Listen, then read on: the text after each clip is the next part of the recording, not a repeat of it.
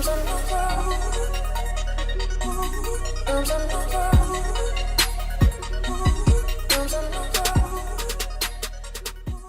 an engineer, I know that guys say, man, I gotta have that U87. I gotta have this knee pad. Everybody have their toolbox. And I'm not trying to get you to give away any of your secrets, but what's some of the tools you just have to make the sound that you want to capture and create? Well, I think firstly, when it comes to vocals, like you said, it's the right mic. I mean, it could vary from singer to session. So I have a couple of different mics that I use. I have a Neumann, but I don't have the U87. I actually have a TLM 103 that I use, which is like the spinoff. Well, not really the spinoff because it's in the Neumann family, but it's the more condensed version of the U87. And I use an Avalon pre. Depending on the singer, but then sometimes I'll have a singer come in and I'll use a Telefunken, the Copperhead mic, and I'll run it through a 573 or I'll run it through a Neve, and it all depends. I mean, your vocal chain changes depending on the singer, but I would say to other people, just use what you got. Use what you got and learn how to use it and manipulate it and make it do what you want it to do. Because sometimes, I mean, who all has a budget to have 3 U87s? Right. You know what I'm saying? That's $9,000. Well, Nick, Nick does. Or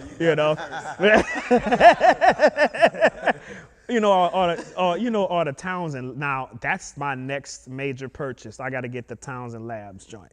That joint is, oh my gosh.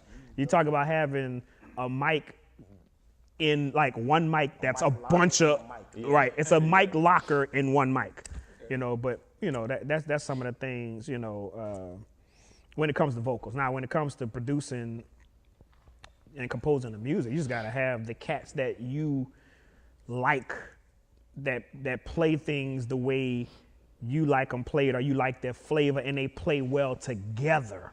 So like when you get cats that they gel well together, even if they're not tracking together, that they complement each other.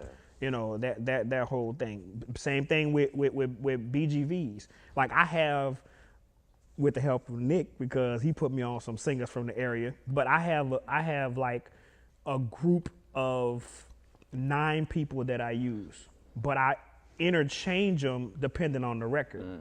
I have a group that's like their vibrato is very strong, like all 3 of them. Fast. Yeah. It's real fast.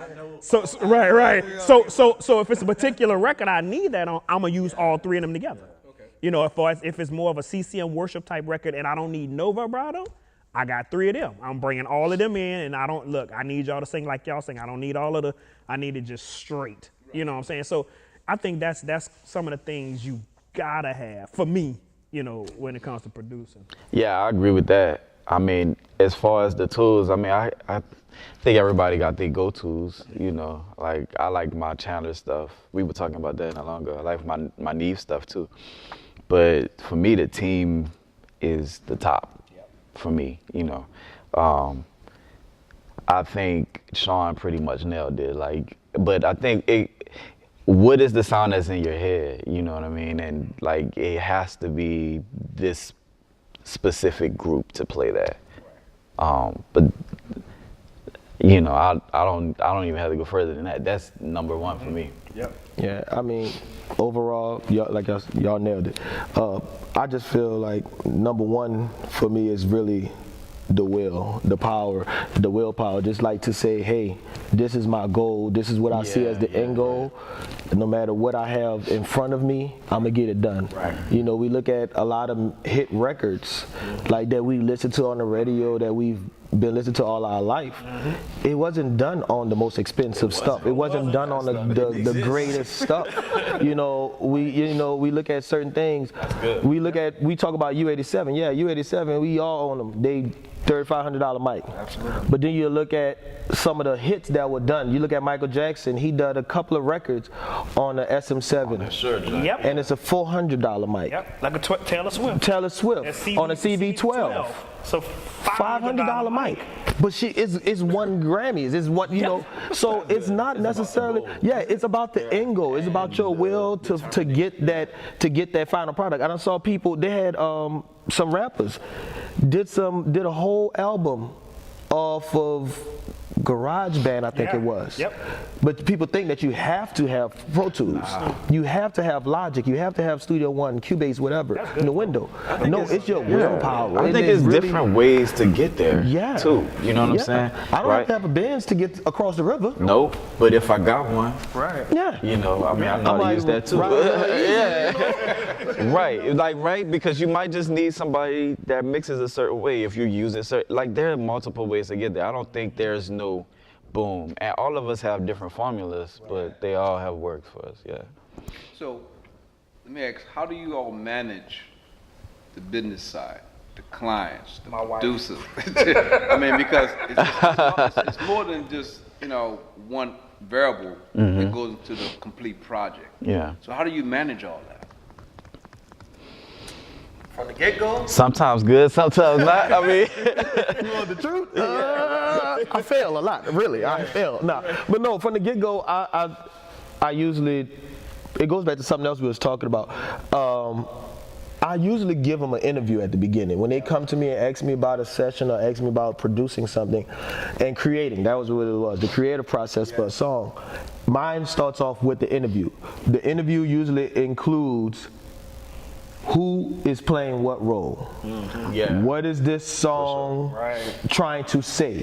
What is the emotion behind this song?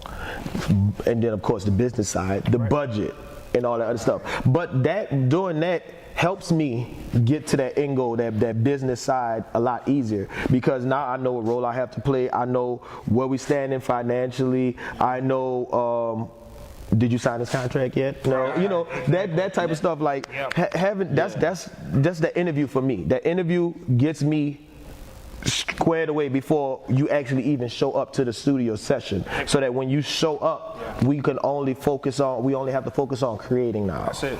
You know what I'm saying? Just creating now. Like, I don't want to have to deal with all this other stuff. If there is a deadline, which I absolutely hate, if there is a deadline, then I know ahead of time and I know how we need to approach it. We can plan. Planning is like so essential to everything, to the sessions and that whole production side of it, and people don't like to do that. And then another thing with that, like to piggyback off what you're saying, like when you said about the roles, it's important that the artist knows the differences in the roles, because a lot of times they don't. It's like I'll get, I do correspondence through email for booking for sessions. That's via, whether it's me as an engineer or me as a producer. But the first thing that I ask, okay, what is it that you need me to do? Or am I gonna be the engineer for this session? Am I gonna be producing?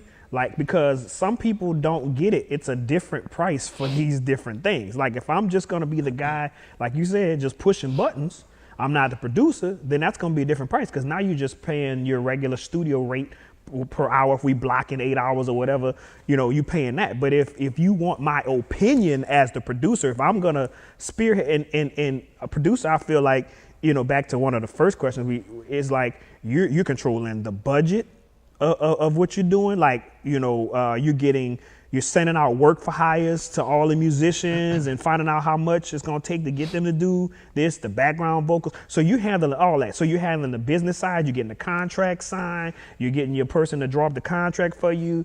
So if I'm doing all of that, that's a different cost.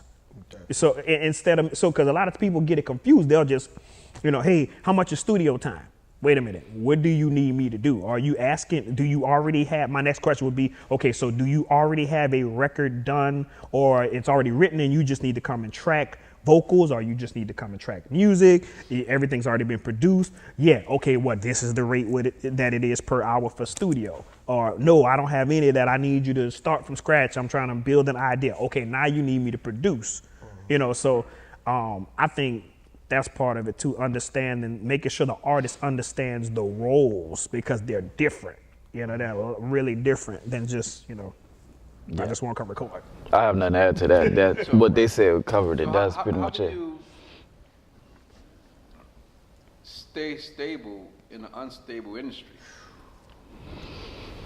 I mean, you know, the music industry is probably the biggest roller coaster out there. Man, for me, it's like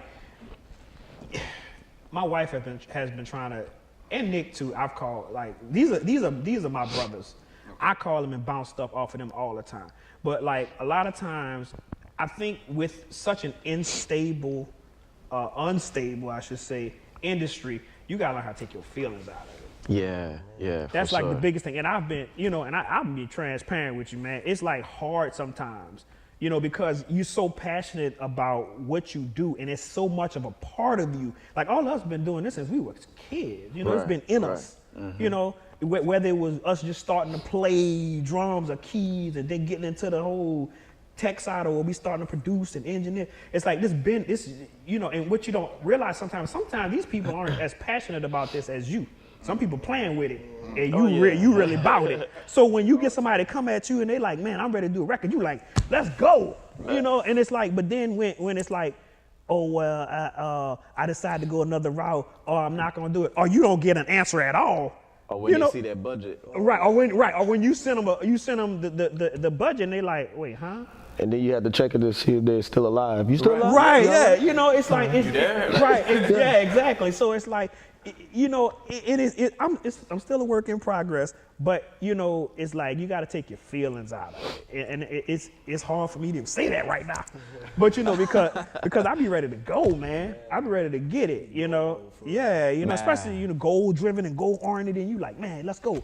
You know, that's my thing. I just think you gotta. That's the way to balance it on my part of the instability of the industry. You just gotta take your feelings out of it. It'd be hard to sometimes, because sometimes you feel like you develop a relationship with some of these artists and stuff like that, and you know, and you really, you know, feel like you in there with them, and then you know it go left, and you be like, wait.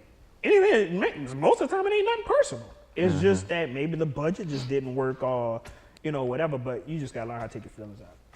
Man, for me, it's being flexible. Like, I think we all deal with what Sean talking about.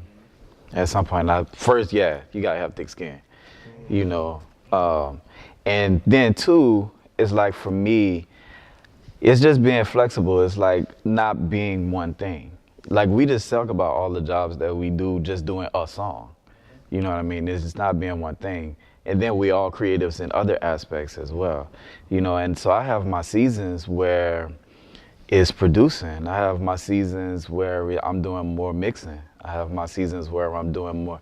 And I think growing each of them as their own thing too helps, instead of just being a one-stop and they only call you for that. You know what I'm saying? It's like, okay, well, I'm mixing and, you know, and you get your expertise up in that and now you have that work too. So if this person flaked, all right, well, I'm gonna go do this. You know, but then we're all musicians also, so we have that too, and we travel and we play. So that's that side of it as well. But I think it's being flexible. I feel like, you know, and you deal with this just like you would deal with if you were in construction or any business, right? Like, you know, when you're dealing with people, people are flaky. People will be people. But then you're gonna have some people that are extremely, they're the opposite of that, and you know, so you don't brand all people that work in this industry like this side or like that side. You know, it's just being open and being flexible and realizing that, you know, at the end of the day, okay, maybe this was for that season that we worked together. Now, you know, but for me, I also think that, and I could do better at it, and I'm starting to, is branding yourself more so that your net's bigger. Absolutely. You know what I mean? Because if you Nick, say that again, bro. Branding yourself more so that you're no, really though, because I feel like yeah, because if you you know, because then you're a little less affected personally, because if a lot of times these people don't see you as because of the time that we put in to being good at what we do, we're attached and connected, right? But a lot of these people, bro, this their first record sometimes. They don't have that. So you're not.